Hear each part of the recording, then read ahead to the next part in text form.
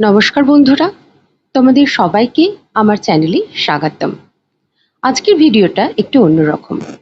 আজকের গল্প হলো বেবি বুমার্স থেকে জেনজি, একটা প্রজন্ম বদলের গল্প।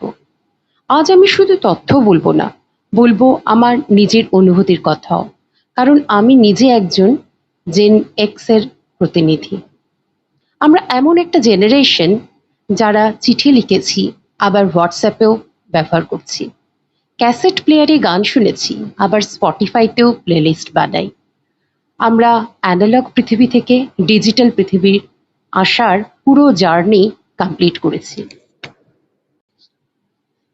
আর সেই কারণেই হয়তো আজকের জেনারেশন গ্যাপটা আমরা খুব গভীরভাবে অনুভব করি। আজ আমরা কথা বলবো এমন একটা বিষয় নিয়ে যা প্রায় প্রত্যেক পরিবারেই আছে, জেনারেশন গ্যাপ বা প্রজন্মের ফারাক। একদিকে দাদু ঠাকুমার ধৈর্য আর নিয়ম, অন্যদিকে জেন জি এর দ্রুত জীবন আর ডিজিটাল দুনিয়া। কিন্তু প্রশ্ন হলো, এত পার্থক্য কেন? কেন এক এক প্রজন্ম এক এক রকম ভাবে ভাবে? আজ আমরা জানবো বেবি বুমার্স থেকে শুরু করে জেন আলফা পর্যন্ত প্রত্যেক জেনারেশনের বৈশিষ্ট্য, তাদের লাইফস্টাইল আর এই জেনারেশন গ্যাপের আসল কারণ। চলো শুরু করা যাক। ১৯৪৬ থেকে ১৯৬৪-র মধ্যে যারা জন্মেছেন তারা হলেন বেবি বুমার্স। এই জেনারেশনের মানুষরা জন্মেছেন দ্বিতীয় বিশ্বযুদ্ধের পরে। তখন পৃথিবী ধীরে ধীরে গড়ে উঠছে নূতনভাবে। মানুষের কাছে চাকরি মানে ছিল নিরাপত্তা, একটা চাকরি মানে সারা জীবনের পরিচয়। তাদের জীবনের মূল মন্ত্র ছিল কঠোর পরিশ্রম, শৃঙ্খলা, পরিবারের দায়িত্ব ও সঞ্চয়। তখন মোবাইল ছিল না, চিঠি ছিল যোগাযোগের মাধ্যম, রেডিও আর সাদা কালো টিভি ছিল বিনোদন। এই জেনারেশন আমাদের শেখায় ধৈর্য আর পরিশ্রমের মূল্য।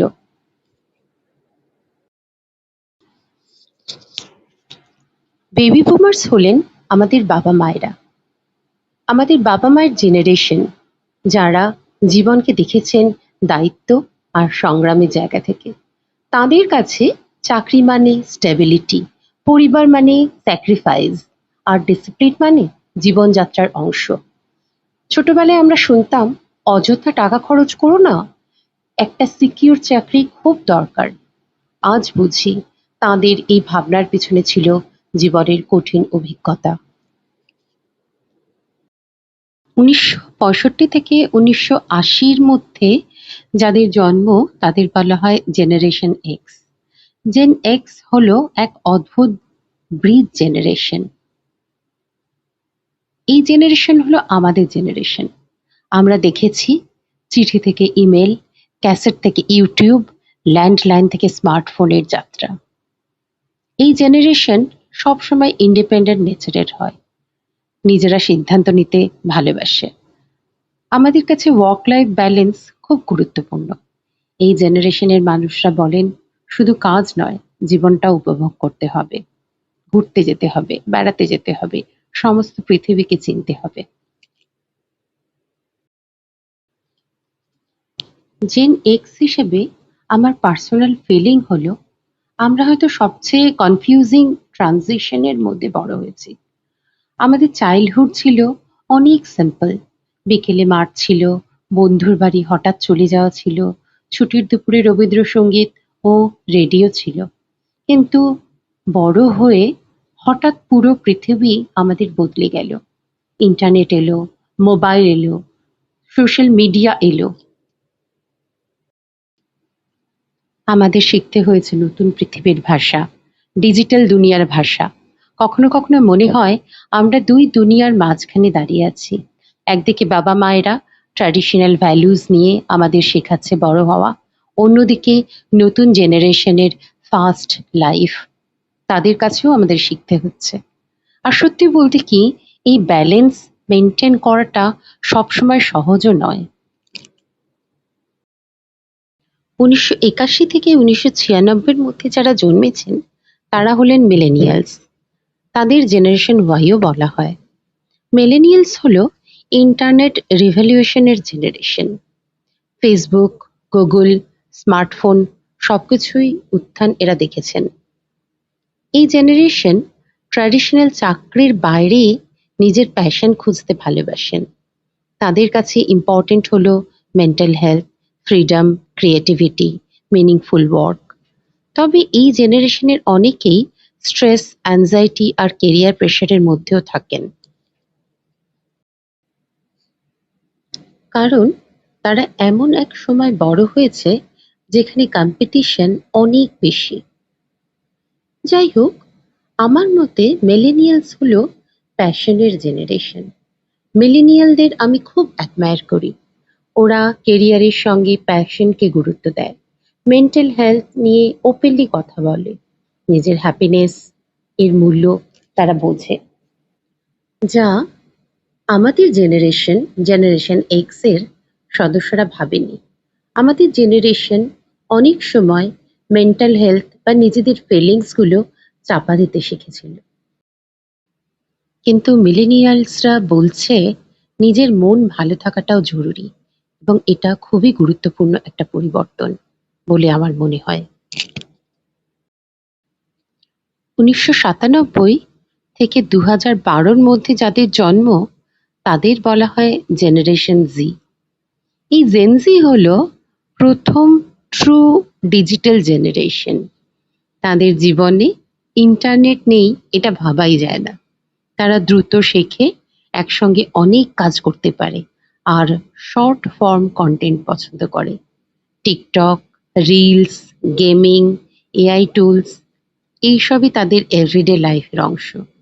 এই জেনারেশন ইন্ডিভিজুয়ালিটিকে খুব গুরুত্ব দেয়। তারা ওপেনলি মেন্টাল হেলথ নিয়ে কথা বলে। কিন্তু সোশ্যাল মিডিয়ার প্রেশার আর লোনলিনেস অনেক সময় কম্প্যারিজন তৈরি করে ফেলে। জেনজি দ্রুত বদলে যাওয়া পৃথিবীর সন্তান। এদের বাবা মা সাধারণত জেন এক্স এর সদস্য। জেনজিকে দেখলে মাঝে মাঝে অবাক লাগে। ওরা কত দ্রুত শেখে। টেকনোলজি ওদের কাছে খুব ন্যাচারাল। কিন্তু একজন জেন এক্স হিসেবে আমার মাঝে মাঝে একটু চিন্তাও হয়, কারণ এরা এত কম্পিউটার ডিপেন্ডেন্ট যে রিয়েল কনভারসেশন কমে যাচ্ছে। ডিজিটাল দুনিয়ার সবকিছু খুব ফাস্ট হয়ে যাচ্ছে। আমাদের সময় অপেক্ষা ছিল, আজ সবকিছু ইনস্ট্যান্ট। তবুও আমি বিশ্বাস করি প্রত্যেক জেনারেশন নিজের মতো করে পৃথিবীকে বেটার করার চেষ্টা করছে। প্রার্থনা করি এরা যেন এক উজ্জ্বল ও উন্নত পৃথিবী সৃষ্টি করতে পারে। 2013 থেকে 2025-এ জন্মানো বাচ্চাদের আমরা জেনারেশন আলফা বলছি।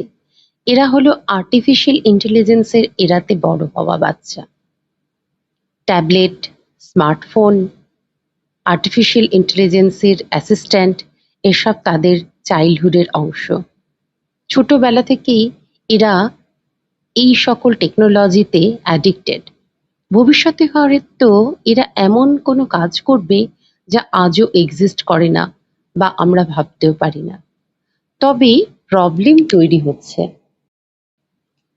মাঠে খেলাধুলা না করার জন্য ভীষণ কম ফিজিক্যাল অ্যাক্টিভিটি, স্ক্রিন অ্যাডিকশন এত বেশি, যা তৈরি করছে নানা রকম মানসিক ও শারীরিক সমস্যা। আর রিয়েল ওয়ার্ল্ডের সাথে সোশ্যাল ইন্টারাকশন এত কমে যাচ্ছে বন্ধু বান্ধব, চলে যাচ্ছে হাতে লেখার অভ্যেস। তবুও জেন আলফা যা হলো ভবিষ্যতের পৃথিবী, তারা আর্টিফিশিয়াল ইন্টেলিজেন্সের সঙ্গে বড় হচ্ছে। হয়তো ভবিষ্যতে মানুষ আর টেকনোলজি আরো কাছাকাছি চলে আসবে।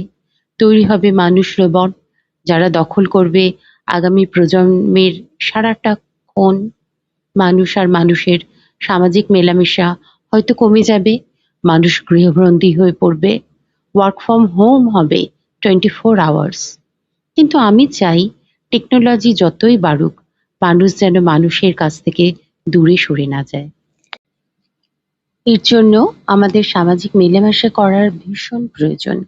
জেনারেশন গ্যাপ আসলে খারাপ কিছু নয়, কারণ প্রতিটি জেনারেশন বড় হয়েছে ভিন্ন সময়, ভিন্ন সমাজ আর ভিন্ন প্রযুক্তির মধ্যে। এই সকল ভাবনা চিন্তার সংমিশ্রণ একমাত্র বাঁচাতে পারে আমাদের পরবর্তী প্রজন্মকে। যেমন দাদু বলবেন, চাকরি সিকিউর হওয়া দরকার। মিলেনিয়াল বলবে আমি প্যাশন ফলো করতে চাই। জেনজি বলবে আমি ফ্রিডম চাই, নিজের আইডেন্টিটি চাই।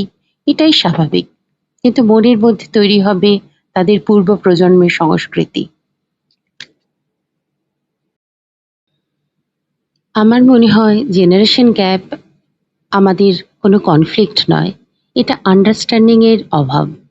আমরা যদি একটু শুনি, একটু বোঝার চেষ্টা করি, তাহলে হয়তো গ্যাপ অনেকটাই কমে যাবে। আমি আজও পুরোনো দিনের গান ভালোবাসি, আবার নতুন টেকনোলজি নিয়েও কিউরিয়াসিটি আছে।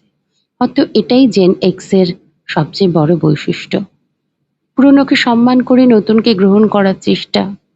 সময় বদলায়, মানুষ বদলায়, প্রজন্ম বদলায়, কিন্তু সম্পর্ক, ভালোবাসা আর স্মৃতির মূল্য কখনো বদলায় না।